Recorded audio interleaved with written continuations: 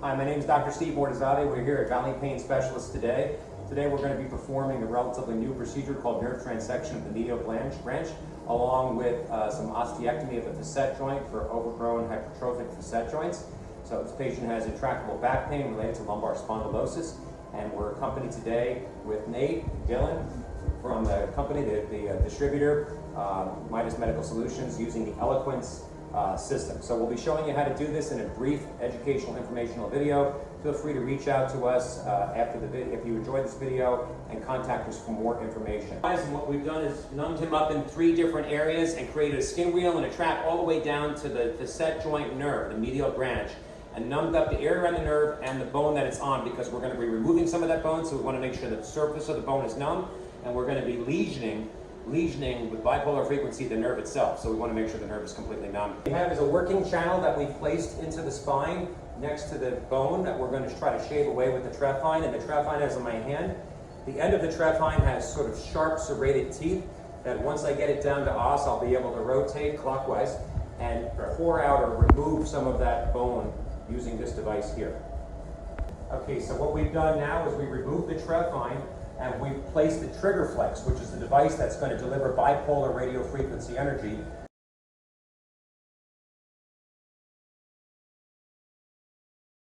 to the nerve. So this is called a trigger flex.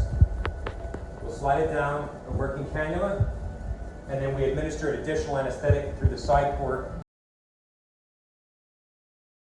of the trigger flex, so that we can have less pain and discomfort, relatively easy procedure and less pain.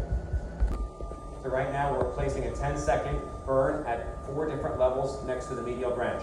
That's the sound that you hear. I'll take it out, I'll adjust it a little bit, confirm with fluoroscopy that it's in a slightly different area, and do a 10-second lesion, and we're counting that down 10 seconds, just so you guys know. That's it. Okay, so we're on the second level, in this case L4. We're going to go ahead and take the tissue dilator and come out. Leave the working cannula in, and then swap it out for the trephine. And then we'll do the same exact treatment at the second level.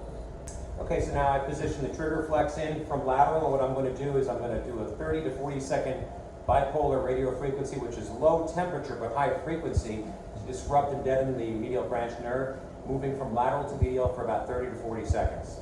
Okay, so now we're on the third and final level, in this case L5. I've placed the tissue dilator in, working cannula is now in, the tissue dilator is out. We have the trephine. We're going to be removing those osteophytes and bone spurs from the last and final level, and then we'll follow it up with bipolar radiofrequency energy to lesion the last L5 nerve, medial branch nerve. We're all completed with the procedure now. We just applied some steri strips and some regular band-aids. Simple transport. We're going to go ahead and rotate your legs down here, AC.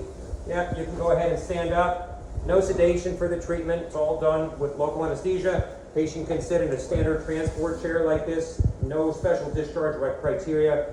So you can shower, but don't go like all the other treatments. No swimming pools and bathtubs for 24 hours, okay? Okay. And that's it. Thank you very much for your attention. For more information, give us a call at 610-954-9040, or visit us online at www.valleypainspecialists.com. Thank you very much for your attention.